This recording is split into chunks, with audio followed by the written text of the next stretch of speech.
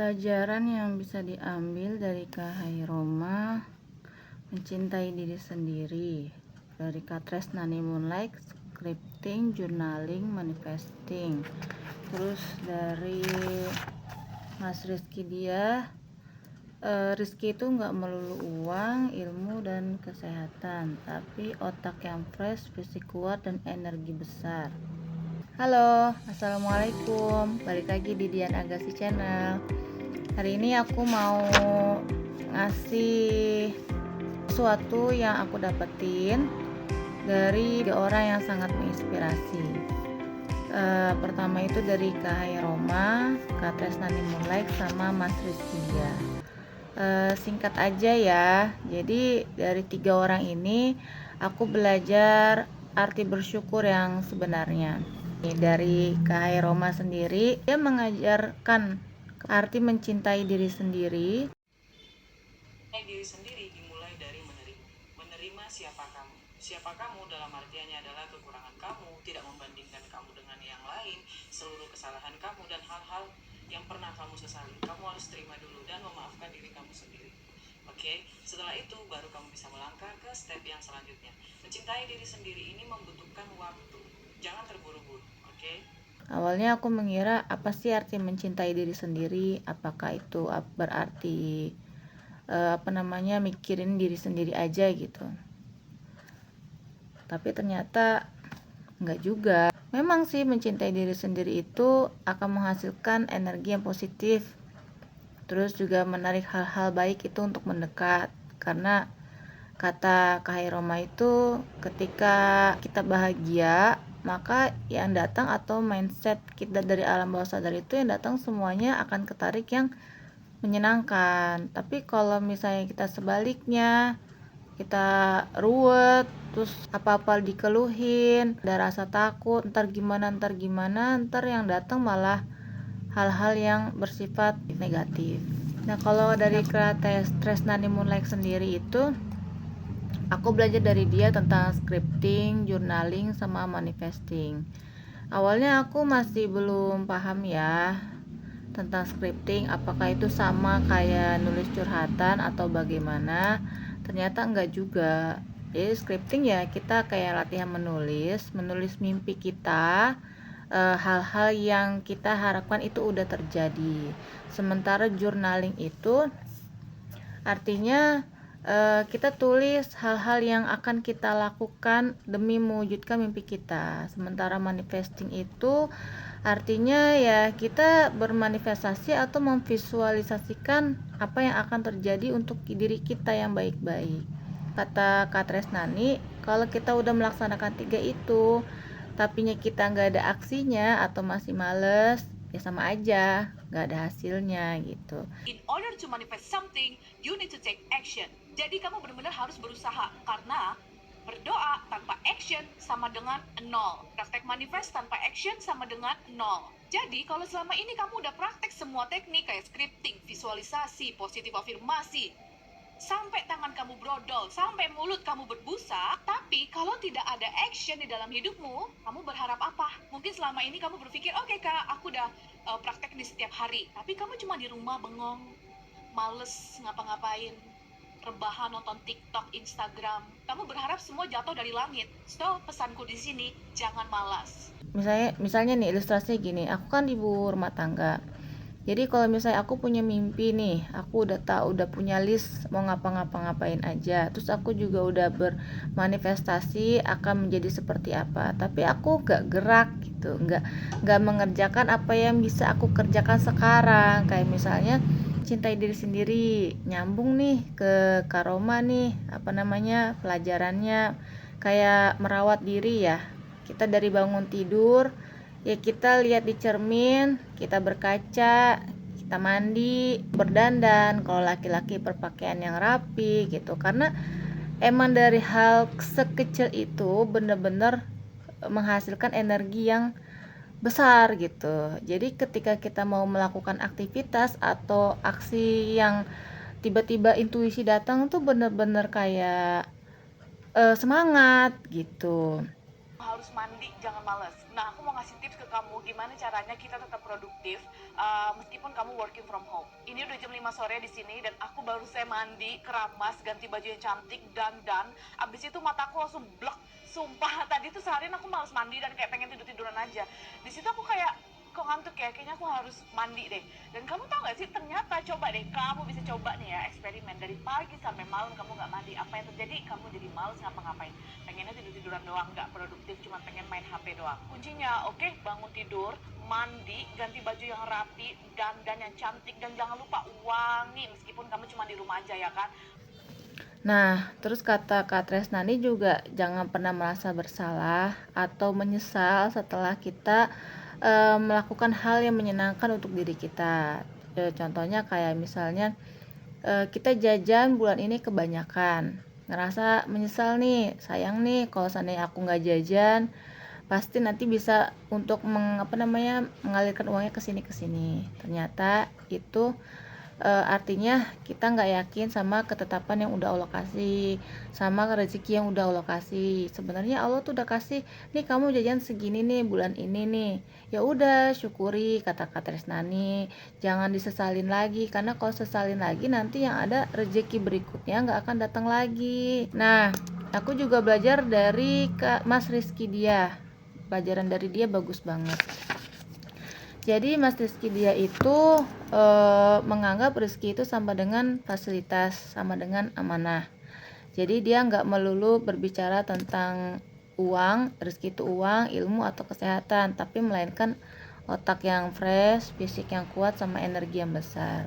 Pada saat diri kita masih muda, katakanlah kita masih berusia di bawah 17 tahun, pada umumnya kita diberikan fasilitas oleh Allah berupa otak yang masih fresh, fisik yang masih kuat, energi yang masih besar. Dan ini semua adalah bagian daripada rezeki atau fasilitas yang Allah berikan kepada kita supaya kita bisa menjalankan peran kita di usia jasad kita yang masih muda ini. Dan kita harus tahu bahwasanya sifat rezeki itu mengalir, bukan memendam. Maka dari itu, salah satu cara untuk kita bisa mengalirkan semua ini di usia kita yang masih muda tersebut adalah dengan menimba ilmu sebaik-baiknya. Berkontribusilah pada kegiatan-kegiatan yang dapat memberikan manfaat, bukan malah kita pendam semua ini dalam bentuk kemalasan.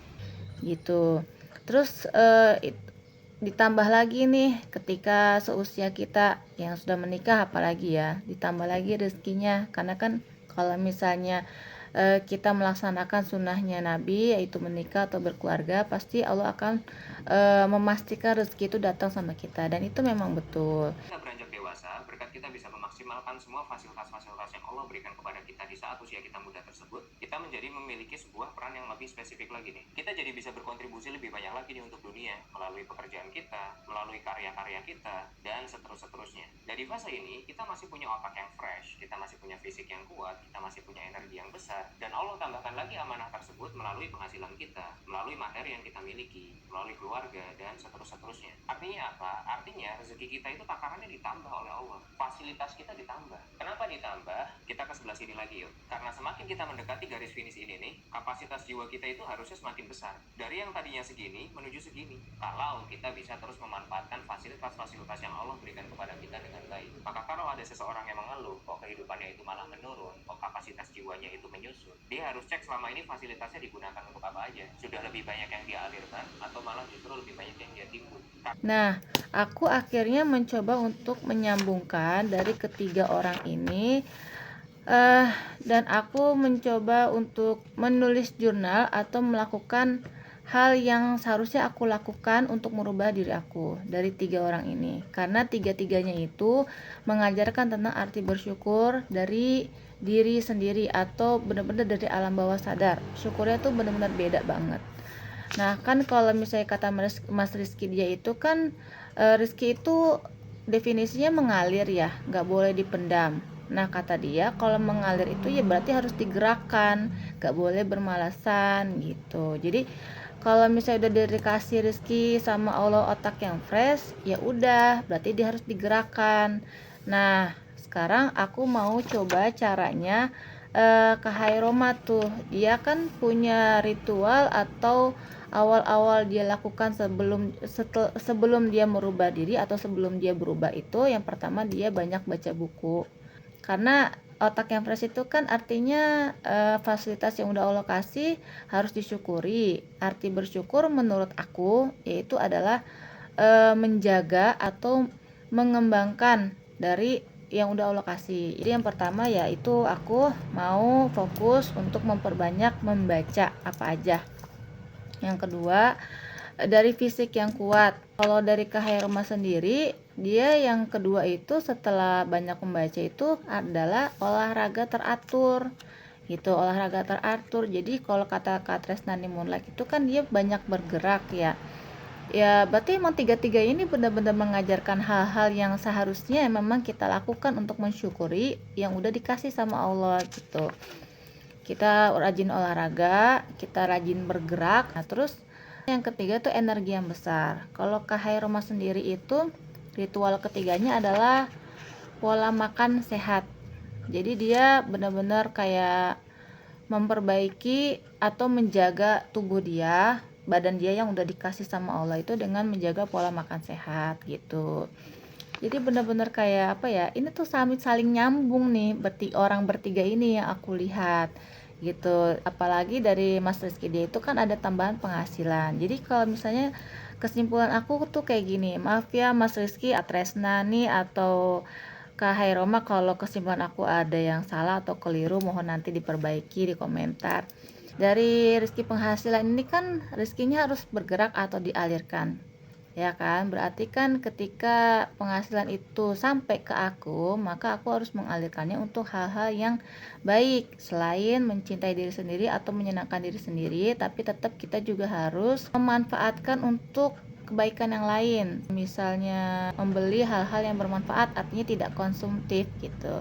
Karena kata Mas Rizky, dia kalau misalnya kita konsumtif atau misalnya kita beli sesuatu atas dasar bisikan-bisikan setan, nanti yang ada kita betul-betul kayak menyesal. Nah, ini agak nyambung juga sih sama prinsipnya Kak Tresnani itu, ya bilang kan jangan merasa menyesal. Jadi kalau misalnya udah terlanjur konsumtif nih karena kita nggak tahu ilmunya, ya udah terima aja, ikhlas aja dan syukuri aja.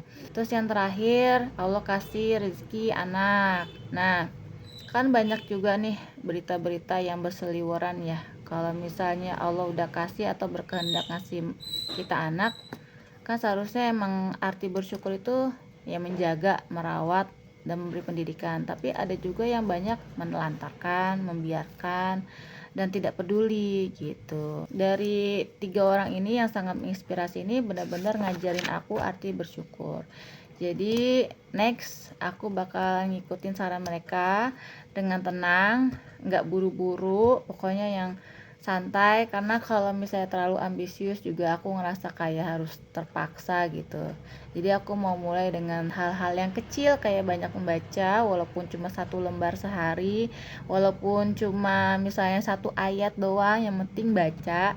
Habis itu olahraga walaupun kecil-kecilan ya 5 menit 10 menit, yang penting rutin kalau kata Kak Heroma.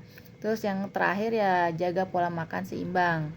Kalau misalnya jaga pola makan sehat, ya namanya manusia juga kan pengen nakal-nakal sedikit gitu. Jadi mungkin pola makan seimbang itu lebih baik. 3 itu dulu aku mau ngerjain. Moga-moga dari tiga hal itu bisa menambah hal-hal yang bisa aku lakukan atau menambah energi besar yang positif di dalam diri aku, dan akhirnya menarik hal-hal yang bisa mempengaruhi mimpi-mimpi aku agar bisa cepat terwujud. Oke, sekian dari aku. Terima kasih sudah menonton. Dan ini adalah video pertama aku yang aku share tentang orang-orang yang sangat menginspirasi di dalam diri aku. Terima kasih Kak Hiroma, terima kasih Kak Tresnani, dan terima kasih Mas Rizky. See you. Quran surah 76 ayat 30 menyebutkan, dan kamu tidak mampu kecuali dikehendaki Allah. Sesungguhnya Allah adalah maha mengetahui lagi maha bijaksana. Ayat ini menegaskan bahwa yang namanya manifestasi sejati itu bukanlah tentang menciptakan realitas sesuai dengan keinginan kita, tapi tentang menyelaraskan diri dengan realitas yang Tuhan kehendaki.